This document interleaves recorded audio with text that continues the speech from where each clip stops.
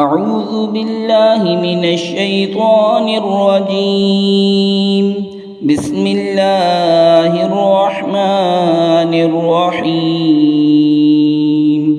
أو كصيب من السماء فيه ظلمات ورعد وبرق يجعلون أصابعهم في آذانهم من الصواعق حذر الموت والله محيط بالكافرين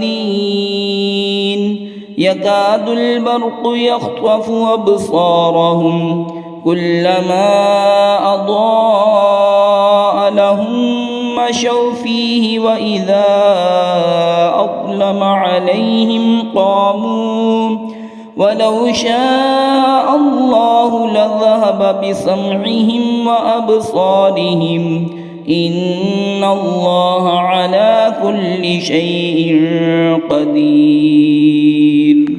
या जैसे आसमान से उतरता पानी कि इसमें अंधेरियां हैं और गर्ज और चमक अपने कानों में उंगलियां ठोस रहे हैं कड़क के सबब मौत के डर से, और अल्लाह काफरों को घेरे हुए है। बिजली यूँ मालूम होती है कि इनकी निगाहें उचक ले जाएगी।